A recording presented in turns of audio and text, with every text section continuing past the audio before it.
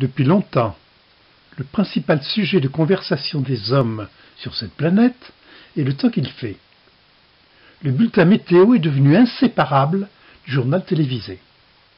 Bien sûr, il ne faut pas confondre météorologie et climat. Quand Trump dit que la quantité de neige tombée cet hiver sur les États-Unis prouve qu'il n'y a pas de réchauffement climatique, c'est une fake news. Il trompe son monde. La météo, c'est le temps qu'il fait dans la journée, dans la semaine, dans le mois. À l'inverse, on parle de climat lorsqu'il s'agit d'événements météorologiques sur une très longue période, supérieure à 30 ans. Et justement, chacun sait à présent que le climat se dérègle.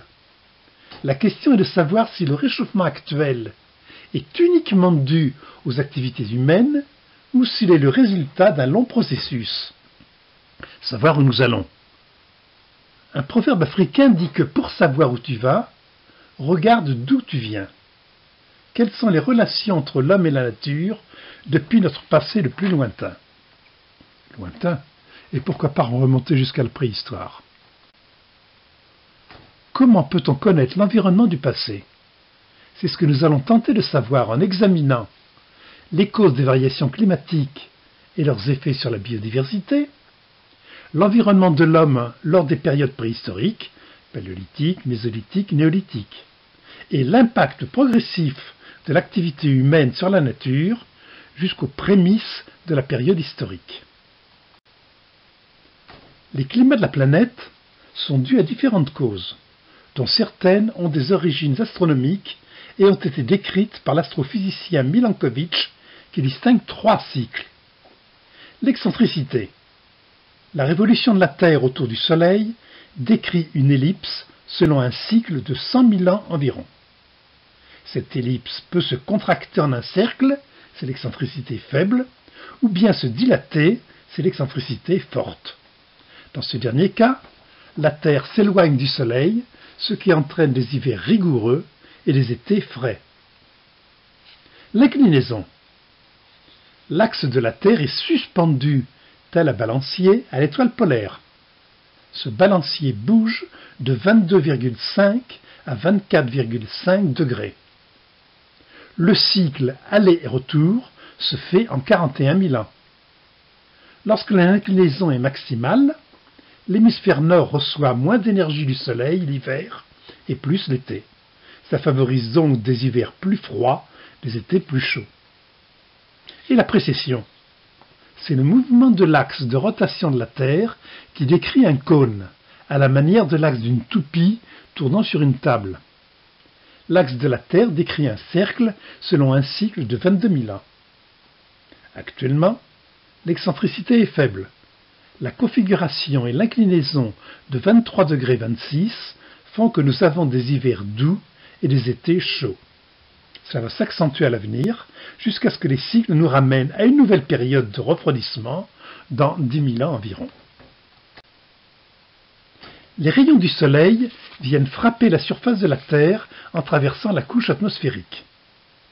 La Terre primitive était une boule de lave très chaude, dégageant dans l'atmosphère des gaz volcaniques qui y sont toujours.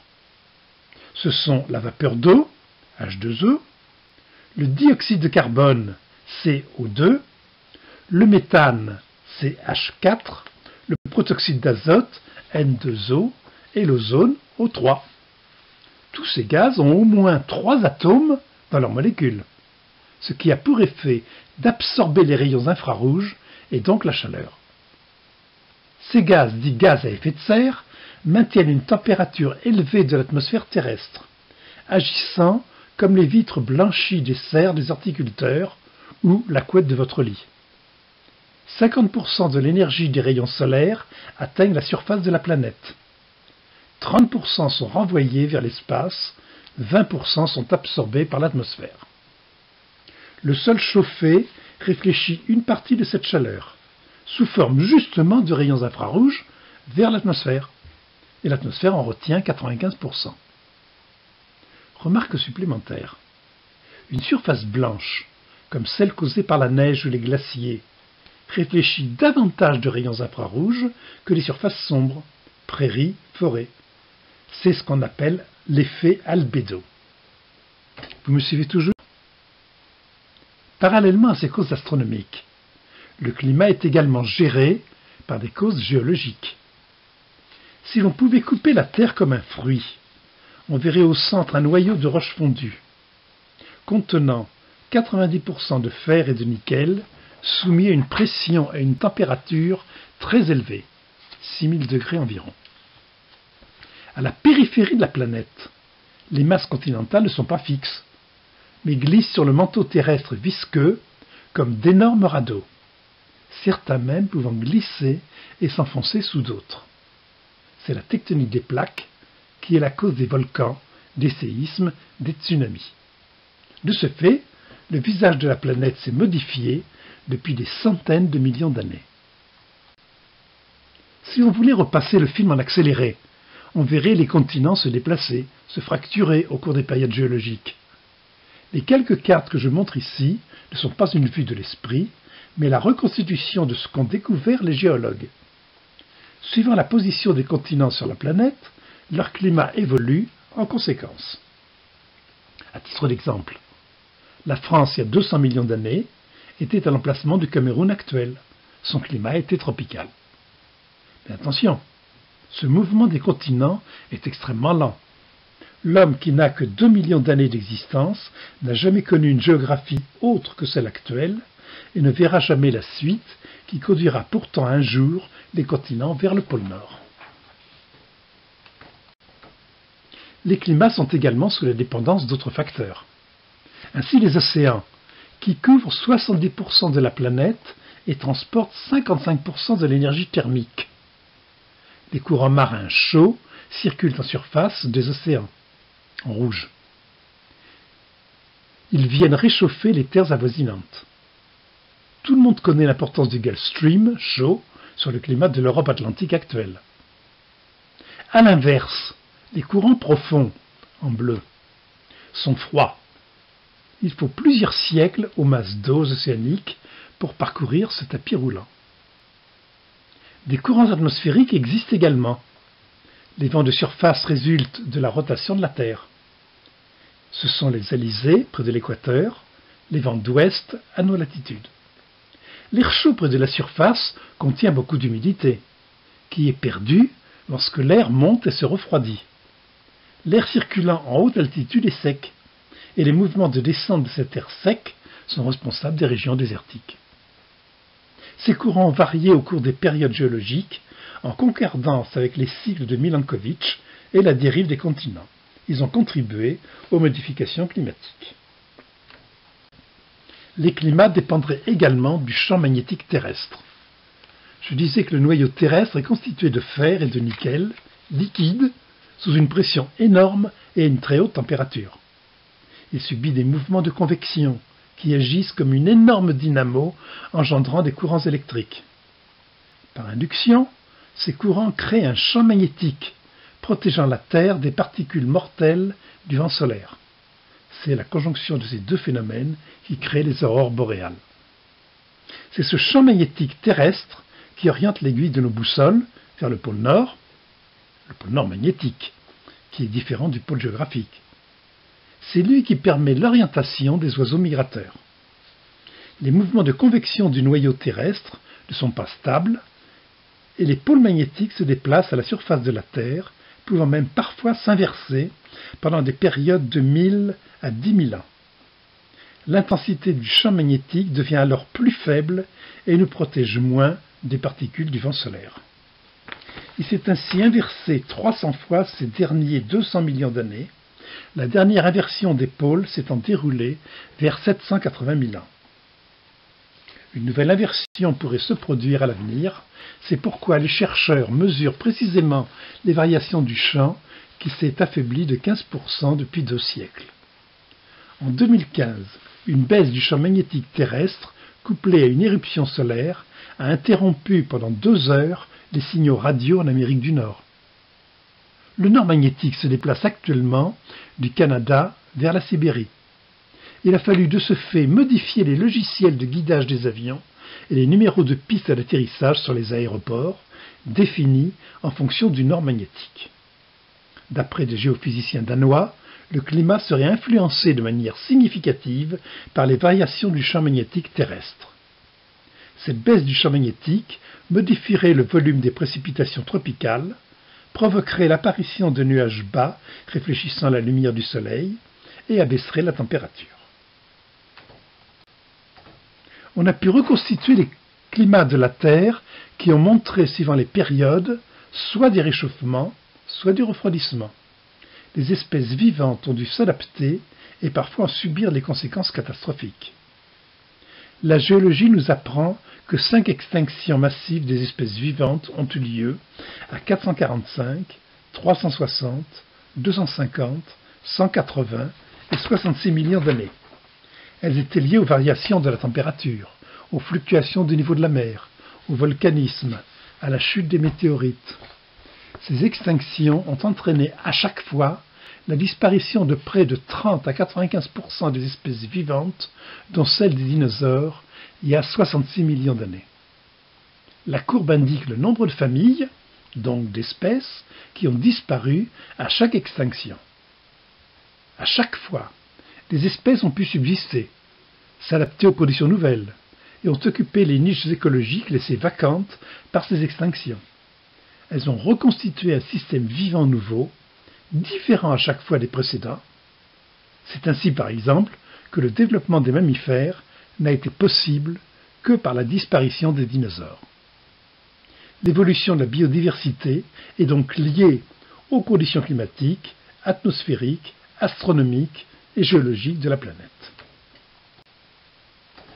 Avec les mammifères apparaissent les grands primates vers 40 millions d'années, dans les forêts tropicales qui croisent de part et d'autre de l'équateur. Les températures sont de 23 degrés environ. La photopériode, l'alternance du jour et de la nuit, est proche de 12 heures. Les précipitations excèdent souvent 3500 mm d'eau par an. C'est une végétation exubérante dont la canopée atteint couramment une quarantaine de mètres de hauteur. À 25, 19, 16, 14, 9 millions d'années, de grands groupes de primates se détachent de notre lignée pour aboutir aux grands singes actuels, parfaitement inféodés à leur milieu arboré. Ils possèdent de longs bras leur permettant de se déplacer par brachiation. Ils ont des orteils opposables facilitant la vie dans les arbres. Les yeux sont situés sur l'avant de la face, entraînant une vision stéréoscopique. Les grands singes actuels, gorilles, orang-outans, chimpanzés, vivent toujours dans la forêt tropicale, en petits groupes familiaux à l'abri des regards des prédateurs. Vers 7 à 6 millions d'années, on assiste à la séparation des hommes et des chimpanzés. D'après Yves Coppens, les hominidés seraient nés dans l'Est africain, où la formation du rift vers 15 millions d'années a créé un obstacle écologique important, laissant à l'ouest la forêt tropicale humide, à l'est une savane plus sèche. C'est la théorie de l'East Side Story. En Afrique de l'Est, les conditions climatiques sont plus arides. Les paysages montrent des formations herbacées. Ce milieu favorise la multiplication de nombreuses espèces d'herbivores, dont des ongulés, les buffles, les antilopes, les zèbres, les girafes, etc. Le genre Homo s'est adapté à ce milieu plus aride. Il n'a pas la rapidité du jaguar, pas les crocs et les griffes d'un lion ou d'un tigre.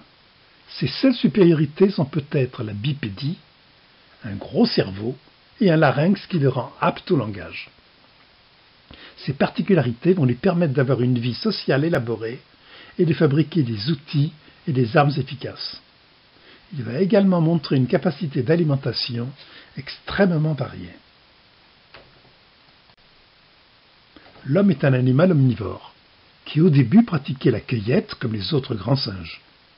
Omnivore, il développe de plus en plus l'alimentation carnée, pratiquant sans doute le charognage sur des animaux tués par les grands félins, ou chassant lui-même les singes, les petits herbivores. Pour pallier à ses besoins énergétiques quotidiens, 1650 kcal, il va devenir un gros mangeur de viande, n'en déplaise aux véganes. Cela va nécessiter le développement de pratiques de chasse et d'élaborer des armes et des outils. On le voit aujourd'hui manger avec plaisir des légumes, des fruits, des sucres rapides, des céréales et du pain, des produits laitiers, de la viande et du poisson. Il s'est accommodé avec raffinement. Il va également savoir utiliser le feu. Les traces des premiers foyers apparaissent vers 1,5 million d'années en Afrique, montrant qu'il a compris comment les allumer, par friction de bâton ou par percussion de pierre, silex et marcassite. Grâce au feu, il peut se protéger des prédateurs, durcir les pointes de ses armes, se chauffer la nuit, améliorer la digestibilité des repas, le goût de la viande. Notons en passant que, contrairement aux idées préconçues, la préhistoire n'est pas une période de pénurie alimentaire. Les climats sont liés essentiellement à l'hygrométrie, l'éclairement et la température. Cette figure montre toutes les transitions possibles quand on passe des milieux froids et secs, la toundra, la taïga, aux zones chaudes et humides, la forêt tropicale. Quand les hommes vont quitter la savane africaine, ils rencontreront sur l'ensemble des continents tous ces climats et les flores et les faunes qui leur sont associés. L'évolution humaine est étroitement liée aux conditions climatiques environnementales. La sortie de l'Afrique commence entre 2 et 1 million d'années. Il s'agit alors d'Homo erectus ou d'autres espèces proches. Il trouve en Europe des conditions plus rudes que celles qu'il avait pu connaître auparavant. C'est la période des grands mammifères, mammouth, cheval, bison.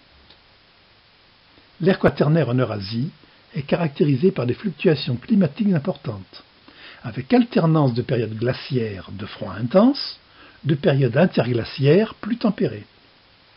Les préhistoriens savent reconstituer les climats à partir des données géologiques, de l'analyse des pollens et des restes végétaux.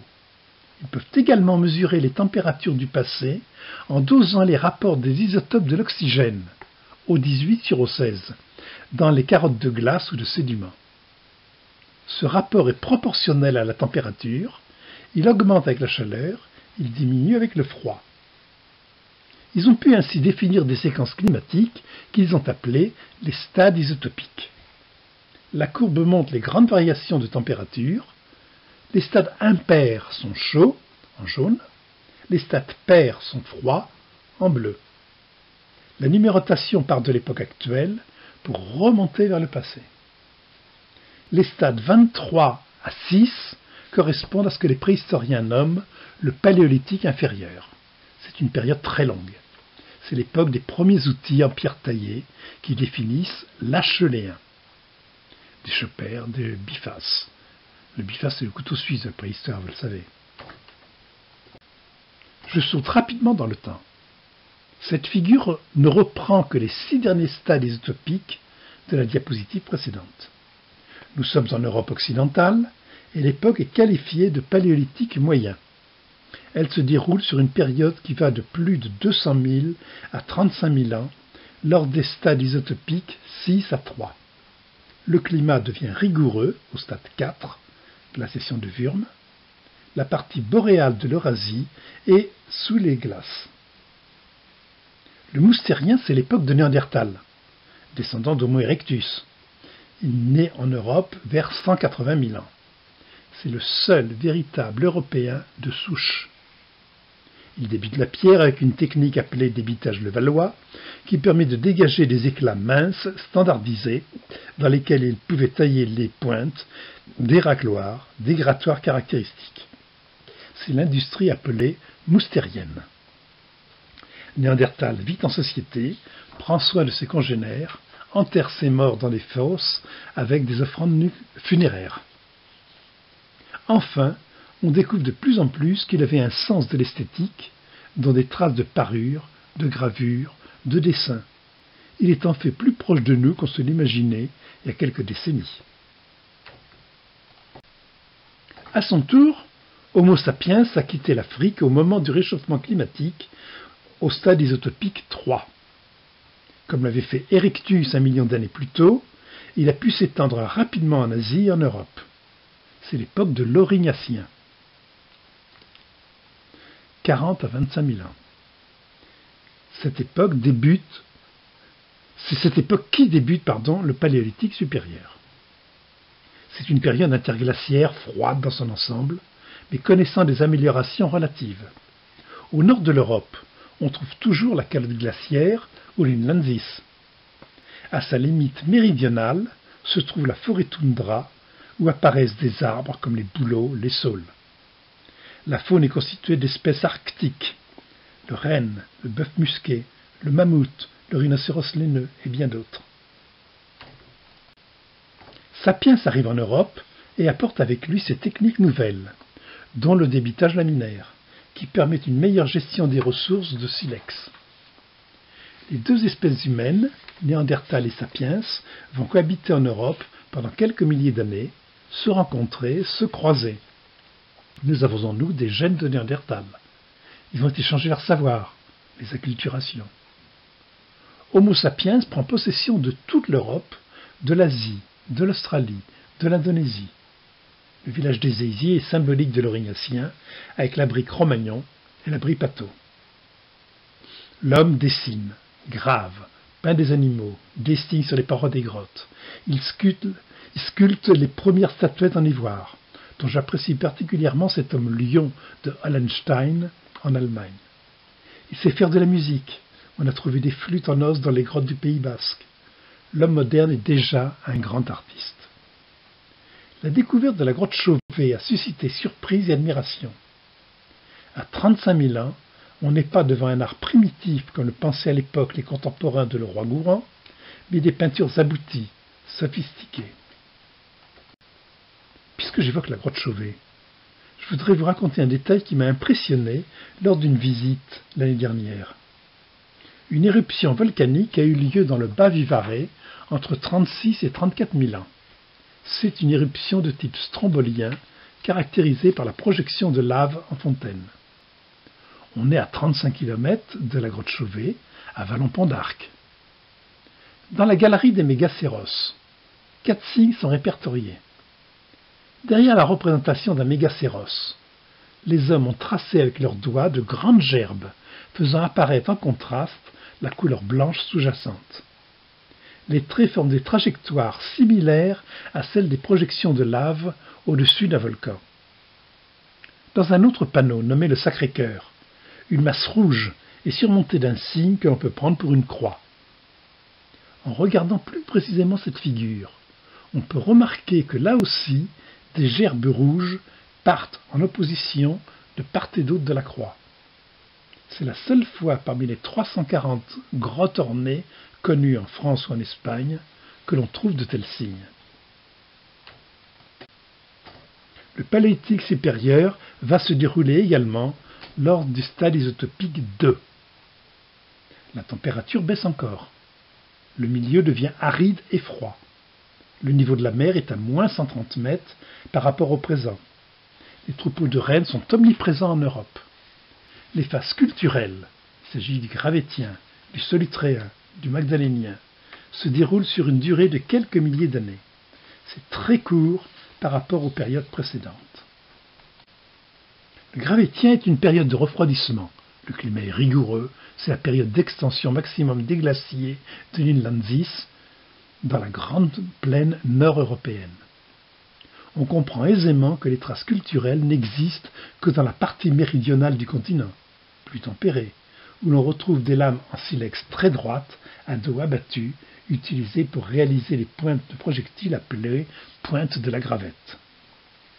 L'art, qualifié autrefois de périgordien supérieur, est caractérisé par des figures féminines présentant des formes souvent très généreuses, Willendorf, ou parfois plus fines, Brassampouille. Il comporte aussi des frises gravées ou peintes dans les abris sous roches et dans les grottes ornées. Vous avez ici les chevaux ponctués de pêche-merle datés de 28 000 ans.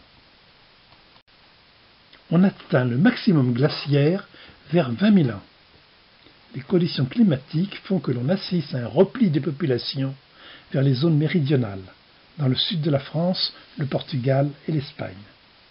Ces hommes, artisans inventifs, vont pratiquer la taille du silex au percuteur tendre et la retouche par pression, permettant la confection de pièces d'une grande finesse dénommées feuilles de laurier. Cette culture est appelée solutréenne, d'après le site éponyme de Solutré, dont la roche sera gravie chaque année par le président Mitterrand, mais ça n'a aucun rapport.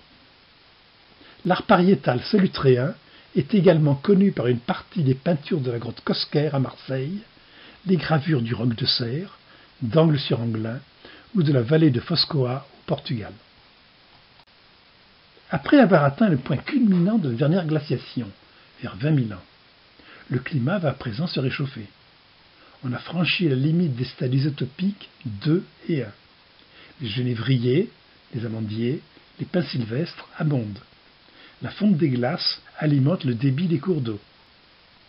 Pour les hommes, cela correspond au début de la culture magdalénienne, qui va durer de 18 à 12 000 ans.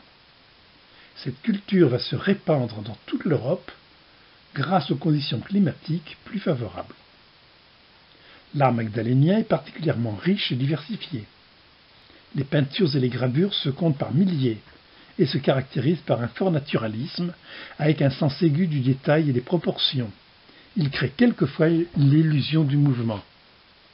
C'est l'époque de la plupart des grottes ornées, dont Altamira, Nio et bien sûr de Lascaux, qualifiée chapelle Sixtine de la préhistoire. Le Paléolithique en Europe se termine, qu'a été pendant 2 millions d'années une période de profonde modification climatique, avec l'alternance de périodes glaciaires très rudes et d'interglaciaires plus tempérées. Tout le Paléolithique a montré l'extraordinaire effort d'adaptation de l'homme pour survivre et s'adapter aux modifications climatiques. Il a inventé les vêtements, l'habitat, le chauffage, la cuisine des aliments. Ce fut la période où il a appris à se confectionner un outillage diversifié et efficace en utilisant tous les matériaux qu'il pouvait transformer. Il a su créer un art qui continue à nous stupéfier et nous montrer une spiritualité très riche. En revanche, vivant de la chasse et de la cueillette, il n'a pas dégradé la nature qui l'environnait. La dernière glaciation se termine vers 15 000 ans avant le présent.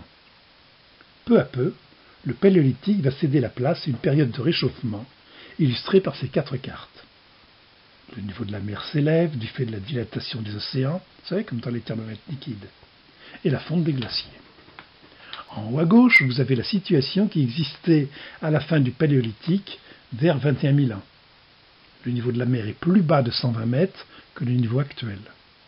Le paysage principal est formé par la toundra. Au sud, la péninsule ibérique, l'Italie, la Grèce ont une végétation constituée d'une steppe herbacée, armoise. Vers 11 000 ans, le niveau de la mer est à moins 60 mètres. Le réchauffement permet le développement d'une steppe arborée, la remontée vers le nord de la toundra. Vers 8 000 ans, le niveau de la mer est de moins 20 mètres. La forêt tempérée, chênes verts, ormes, érables, noisetiers, se développe. Les forêts sont peuplées de cerfs et de sangliers. Vers 4 000 ans, le niveau de la mer est à son niveau actuel. La végétation méditerranéenne s'installe, garrigue sur sol calcaire, maquis sur sol siliceux. Les paysages prennent des aspects qui nous sont familiers, suivant les latitudes, avec des températures moyennes allant de 9 à 20 degrés, avec des précipitations comprises entre 150 et 350 cm par an. On rencontre principalement du nord vers le sud de l'Europe la steppe, qui est dominée par les armoises et parsemée d'arbres nains, les bouleaux, les saules. La faune est riche en grands herbivores, vivant en troupeaux, Anthiopsaïga, cheval, bison, et les principaux prédateurs sont l'ours et le loup. La forêt boréale est caractérisée par la présence de sapins, de pins, d'épinettes, de mélèzes. La faune est plutôt pauvre en espèces, elle comprend principalement des cervidés. Puis la forêt tempérée, qui est constituée de chênes, d'ormes, d'érables, de hêtres, de noisetiers. Elle est peuplée de cerfs, de chevreuils, de sangliers, de lapins, d'écureuils, et également le loup, le renard et la belette pour les Bretons. Le Mésolithique est une phase de transition entre le Paléo et le Néolithique. L'homme adapte ses techniques et modifie son mode de vie et ses habitudes. Par exemple, celle de la chasse. Aux Magdaléniens, ils chassaient les troupeaux dans les steppes et au passage des gués. Ces armes étaient des saguets qu'il envoyait grâce à des propulseurs qui constituaient un bras de levier supplémentaire, augmentant la vitesse et la puissance. Ces armes étaient bien adaptées aux milieux très ouverts, aux grandes prairies. Au Mésolithique, le développement de la forêt tempérée favorise la chasse à l'affût. L'homme troque le propulseur et la sagaie pour l'arc et la flèche. Cela permet une plus grande précision. Les lamelles de silex peuvent être collées sur des armatures en bois ou en os à l'aide de résine ou de colles animales.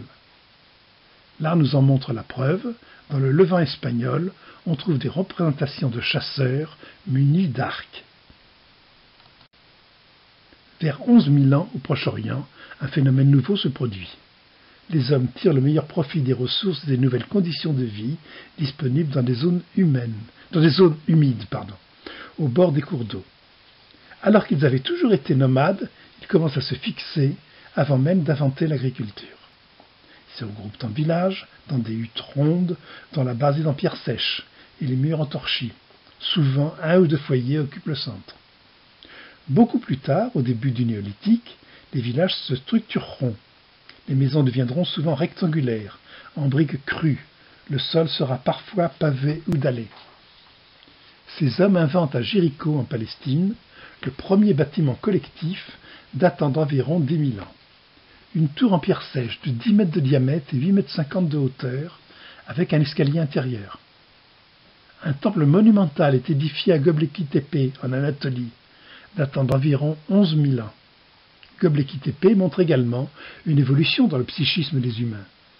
Les sculptures représentent des animaux sauvages, lions, sangliers, renards, ours, taureaux, vautours, serpents, et d'étranges stèles en T de plusieurs mètres de hauteur, décorées de bras humains.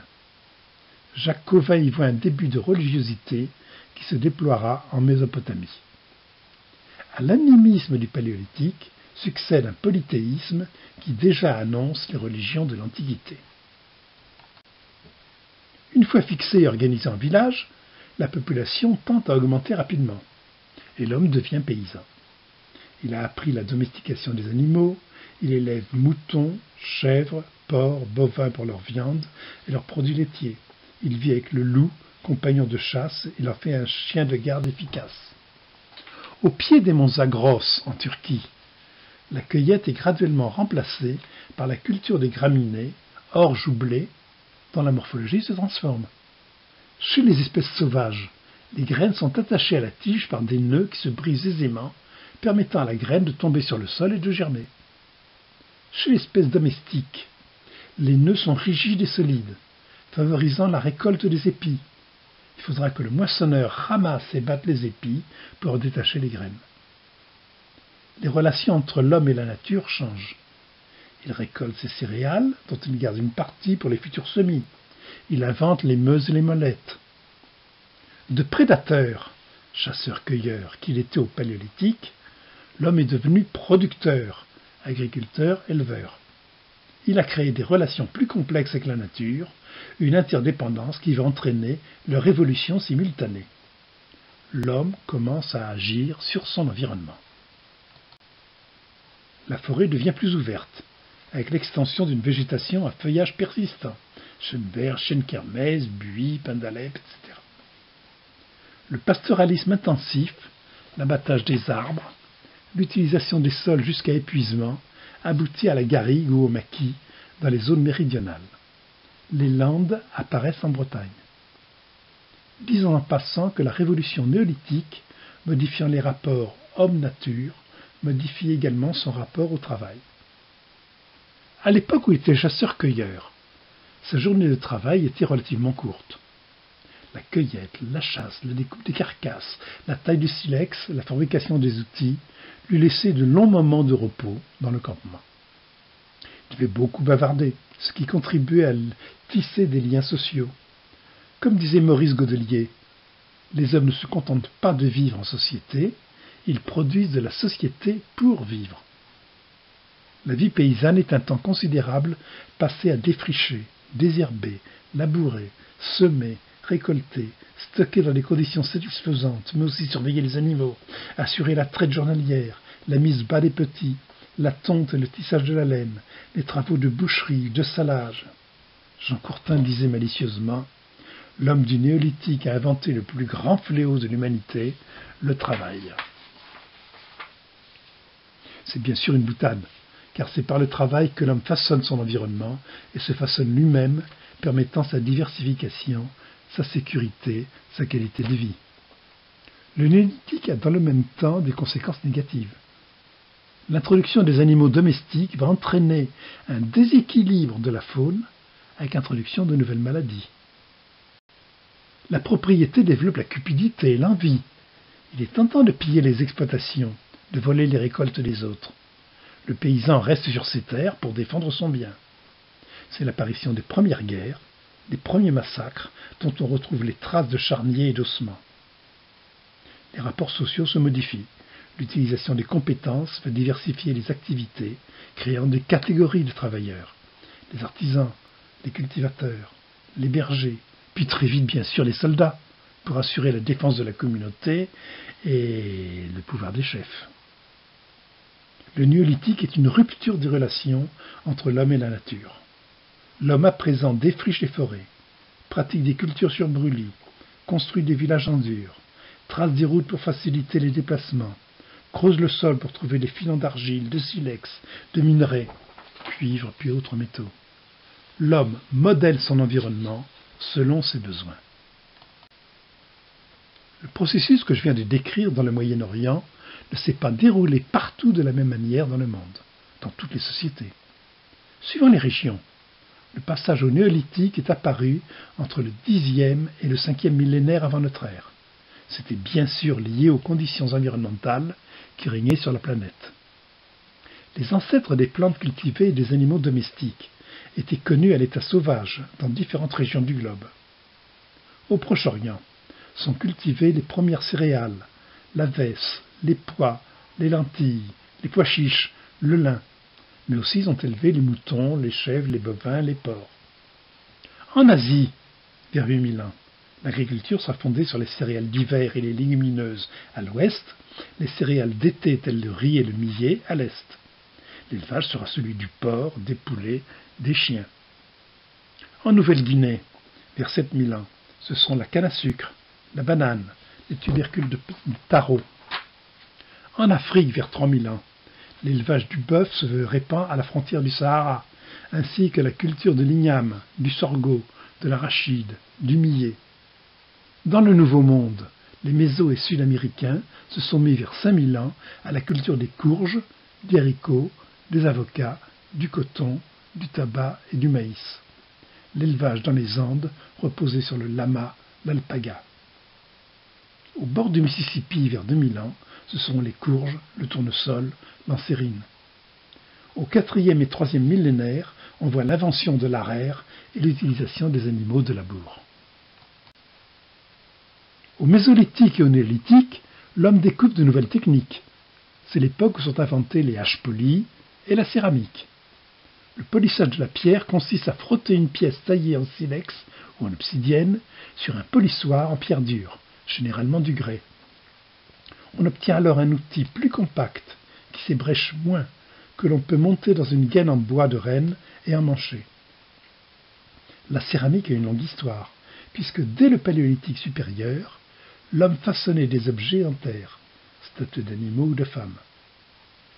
En Asie, des populations ont commencé à façonner des céramiques pour la cuisson des aliments, 10 000 ans avant l'apparition de l'agriculture. Elle implique une chaîne opératoire complexe. Modelage, montage au colombin, séchage, polissage, cuisson contrôlée entre 850 et 1200 degrés. Cela nécessite d'avoir une grande maîtrise du feu et des fours. L'utilisation de ces fours permettra la découverte de la métallurgie.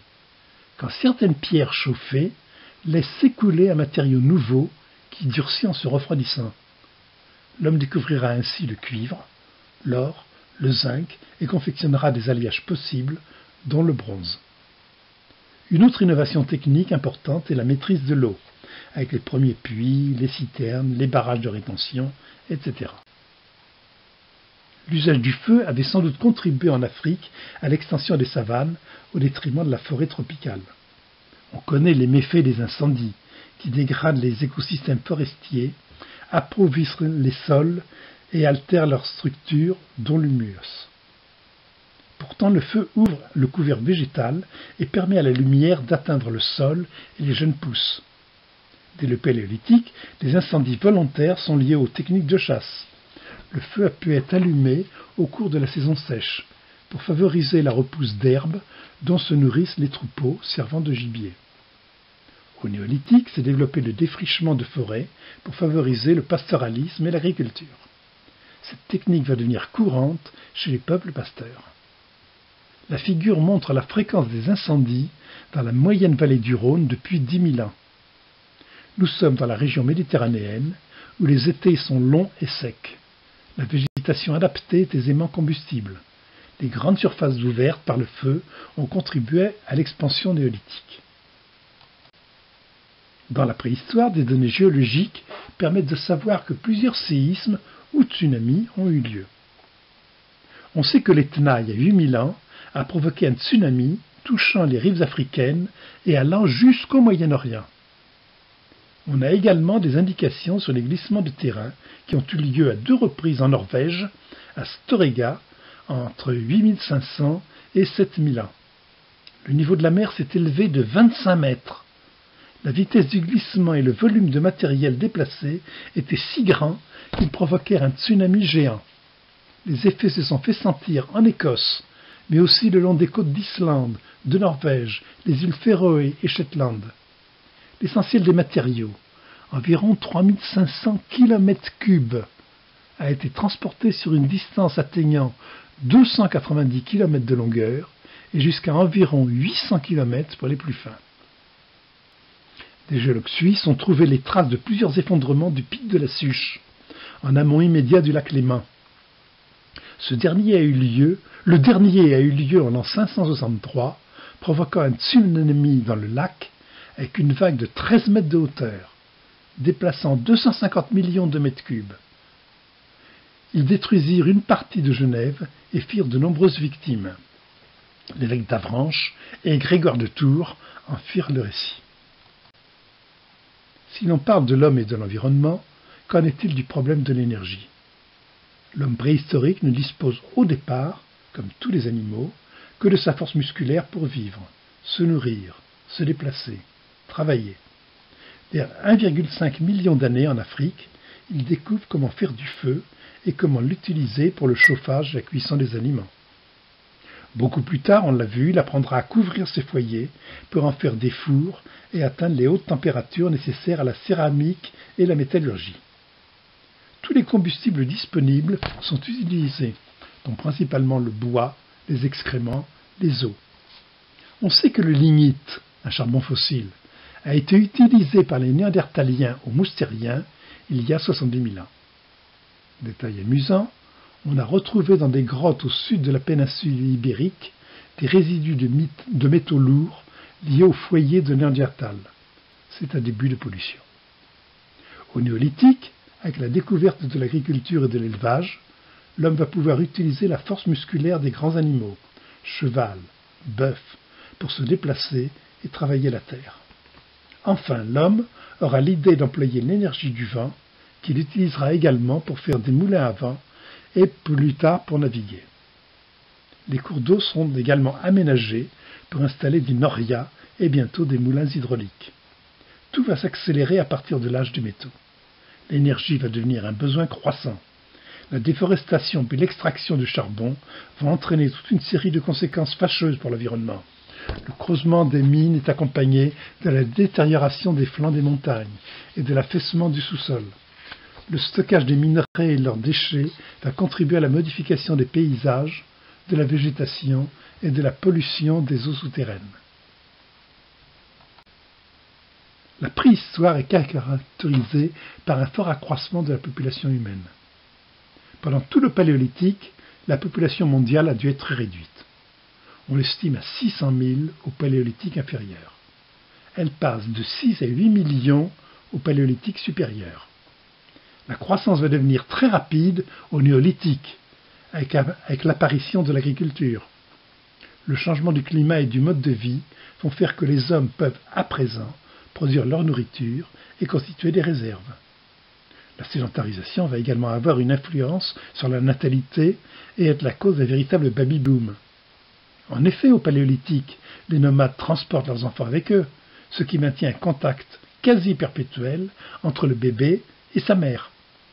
La période d'allaitement est donc plus longue et la femme ne peut être enceinte pendant ce temps. Avec la sédentarisation, le bébé est plus souvent éloigné de sa mère et celle-ci redevient plus rapidement fertile pour de nouvelles grossesses. La fertilité peut ainsi être portée à plus de 8 ou 10 enfants par femme. La population atteint 100 millions à l'âge du bronze. Elle sera de 400 millions au Moyen-Âge.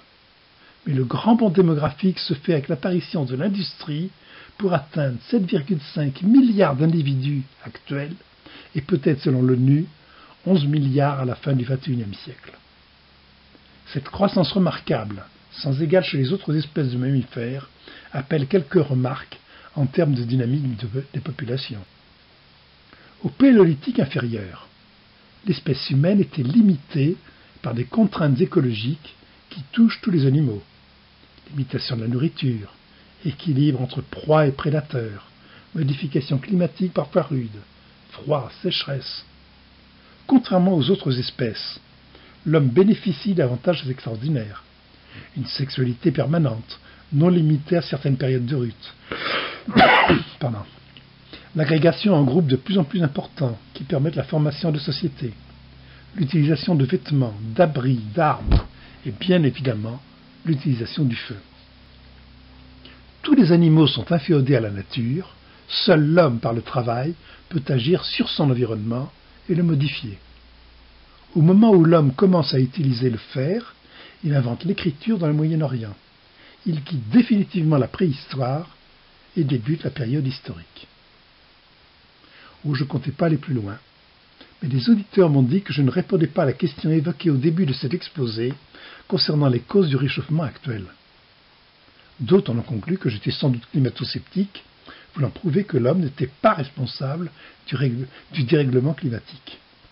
Alors excusez-moi si je poursuis quelque peu pour entrer dans la période historique. Je sauterai allègrement par-dessus l'Antiquité où pourtant on pourrait montrer que les civilisations ont dû leur effort grâce à un climat propice et que toute modification climatique s'est accompagnée de graves crises de civilisation.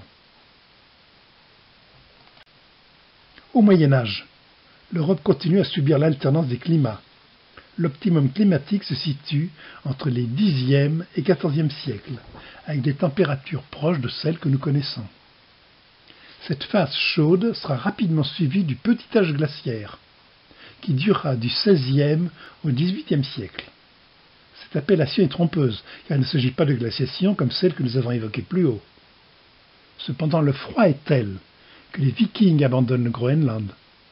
Durant l'hiver de 1693, près de 1,7 million de Français meurent de froid. La Révolution française éclatera après plusieurs années de récoltes déplorables et un début de famine dans les campagnes. Les révolutionnaires iront à Versailles pour réclamer du blé. Le climat se réchauffe au cours des XIXe et XXe siècles. Cela coïncide avec un essor industriel sans précédent. L'exploitation et l'utilisation accrue de charbon puis de pétrole, le développement de la métallurgie, de la chimie. Les gaz à effet de serre, dus à la production industrielle, au transport et au mode de vie de nos contemporains, croissent de façon alarmante dans l'atmosphère. La diapositive montre l'évolution du dioxyde de carbone en rouge, du méthane en bleu, du protoxyde d'azote en noir depuis le début de la période historique. Le XIXe siècle, la barre verticale verte, montre une rupture de l'équilibre qui existait depuis 2000 ans. Le réchauffement climatique devient une réalité inquiétante. La deuxième figure montre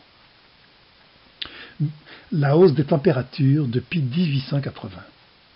Les 7 pays les plus riches du monde, les USA, le Japon, l'Allemagne, la France, la Grande-Bretagne, le Canada, l'Italie, décident en 1988 de créer un organisme international, le groupe d'experts intergouvernemental sur l'évolution du climat, dont l'acronyme est le GIEC.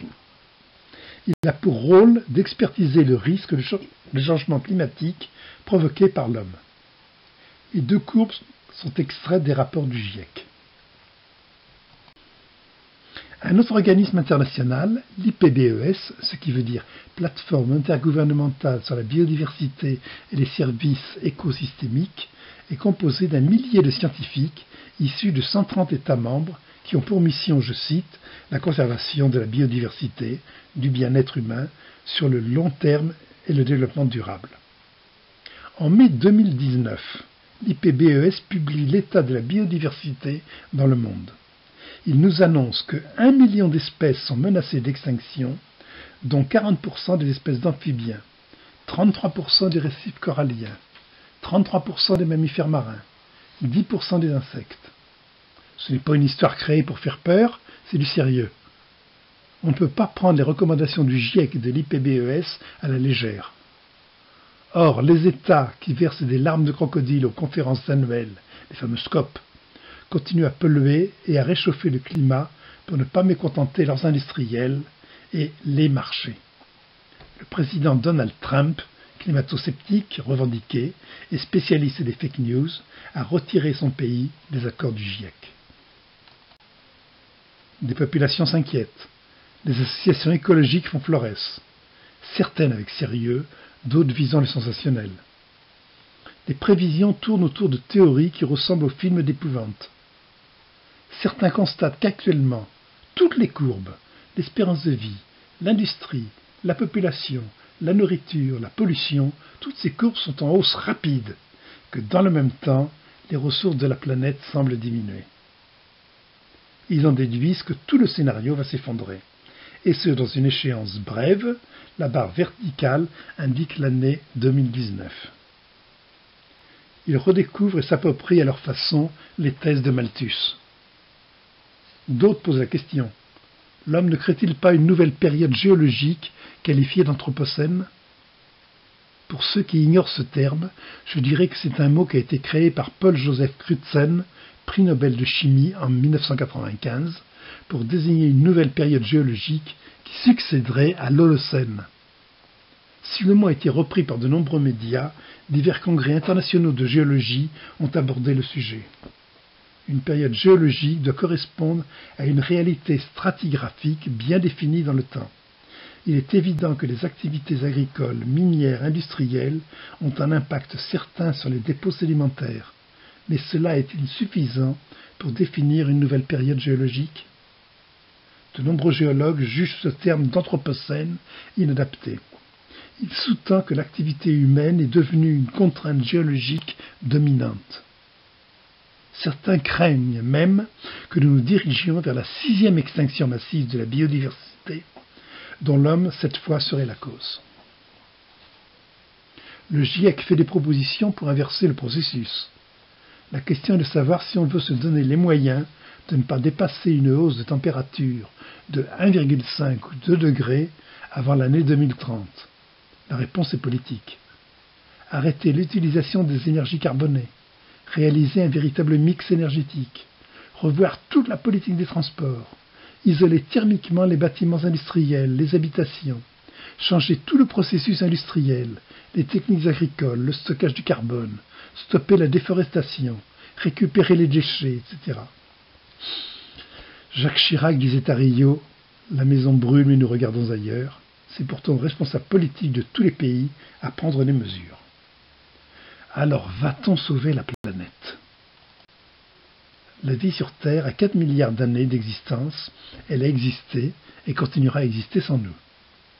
Nous savons seulement que dans 10 000 ans, dans 400 générations humaines, on devrait se diriger normalement vers une nouvelle période glaciaire, ainsi que le prévoyait Milankovitch, à moins que le réchauffement climatique ne retarde le prochain cycle.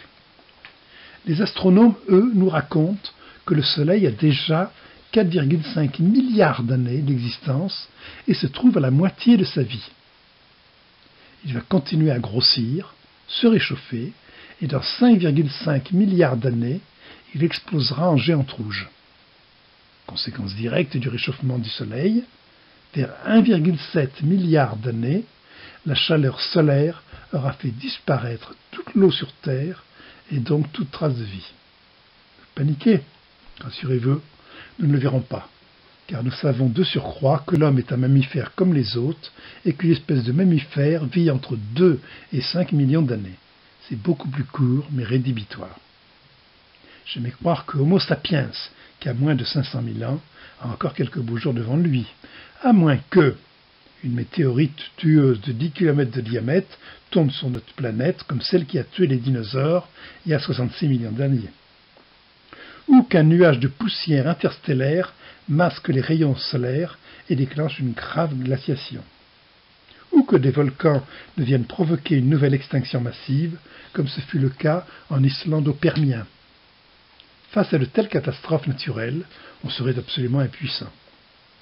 Espérons au moins que l'humanité n'en rajoutera pas avec ses armes de destruction massive, nucléaires, biologiques, chimiques.